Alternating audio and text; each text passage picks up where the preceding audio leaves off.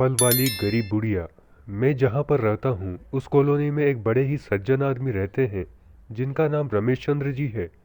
रमेश चंद्र जी बड़े ही साफ सुथरे और सुलझे हुए व्यक्ति थे। अपने काम से काम रखते थे।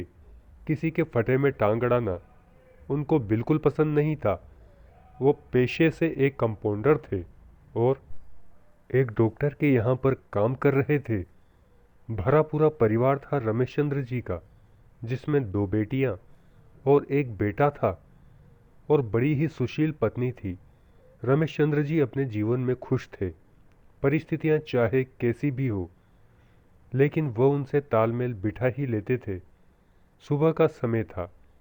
रमेश चंद्र जी अपनी क्लिनिक जाने के लिए निकले ही थे, तभी पीछे से बीवी ने आवाज़ दी, हाजी सुनते हो, जब क्लिनिक से वापस आओ तो 2 दर्जन केले ले आना, भूलना मत, क्योंकि आपका स्वभाव तो बहुत ही भुलक्कड़ है।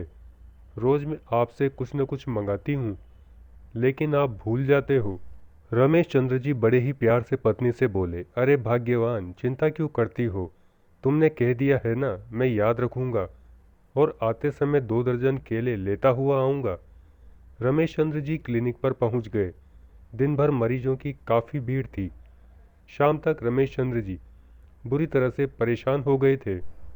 कुछ ही देर में वो घर से निकलने वाले थे। क्लिनिक बंद करके घर की ओर निकलने लगे।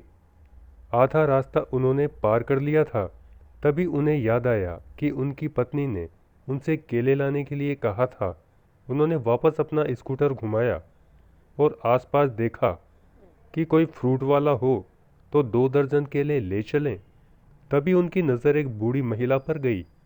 रमेश चंद्र जी वहीं पर रुक गए और उन्होंने उस महिला से केले का भाव पूछा तो उसने 30 रुपए के 1 दर्जन बताए।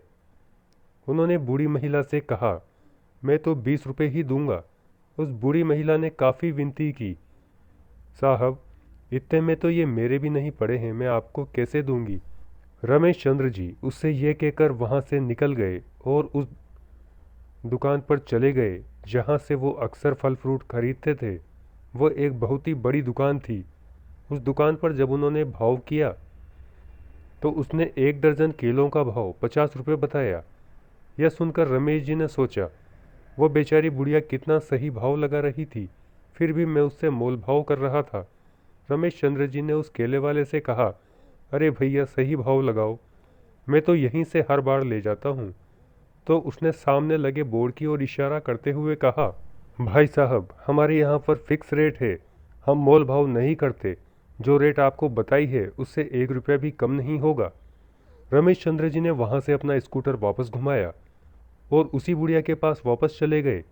बुढ़िया उन्हें देखकर एकदम से खुश हो गई, क्योंकि उसे लगा कि यह मुझसे ही फल खरीदेंगे। बुढ़िया ने रमेश चंद्र जी से कहा, साहब 20 रुपये तो नहीं, लेकिन मैं आपको 25 रुपये दर्जन के हिसाब से केले दे दूंगी। रमेश चंद्र जी ने बुढ़िया से कहा, अम्मा मुझे 4 दर्जन केले चाहिए। बूढ़ी महिला ने 4 दर्जन केले दे दिए। रमेश जी ने जेब से 500 का नोट निकाला। बुढ़िया अम्मा ने कहा, मेरे पास छुट्टे नहीं है। रमेश चंद्र जी बड़ी ही विनम्रता से बोले, माई कोई बात नहीं है, तुम पैसे रख लो, आगे से मैं तुमसे ही फल खरीदूंगा। बुढ़िया अब खुश हो गई थी, क्योंकि उसकी बिक्री हो गई थी। बुढ़िया रमेश चंद्र जी से कहने लगी, भाई साहब पहले हमारे भी एक दुकान थी, लेकिन मेरे पति का स्वर्गवास हो जाने के बाद स्थिति बहुत ज़्यादा खराब हो गई। इस वजह से मुझे रोड पर बैठकर फल बेचने पड़ रहे हैं।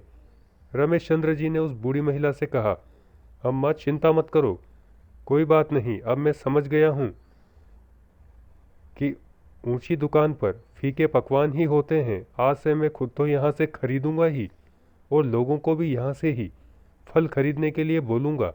यह कहकर रमेश चंद्र जी वहाँ से निकल गए। घर आकर उन्होंने सारी घटना अपनी पत्नी को बताई और अपनी पत्नी से बोले, हम बड़ी दुकानों पर जो भाव मांगते हैं उसी भाव में चीज़ ले आते हैं, वहीं छोटी छोटी रोड पर लगी दुकानों से हम कितना मोल भाव करते हैं। हम ये भी नहीं देखते कि वो तो पहले से ही उचित भाव लगाते हैं, लेकिन हमारी मानसिकता ही ऐसी है। अपने पति की बात सुनकर पत्नी भी सहमत थी। रमेश चंद्र जी की पत्नी ने भी कहा, आप बिल्कुल सही कह रहे हैं, लेकिन हम इसमें कुछ भी नहीं कर सकते। लोगों की सोच को आसानी से बदला नहीं जा सकता, फिर भी हम एक शुरुआत तो कर सकते हैं। थोड़े दिनों बाद रमेश चंद्र जी ने उस बूढ़ी महिला को अपने स्टाफ की ओर से पैसे इकट्ठे करके एक छोटी सी दुकान किराए पर दिलवा दी। अब वो बुढ़िया बहुत खुश थी। वो दिल से रमेश चंद्र जी का आभार व्यक्त करती।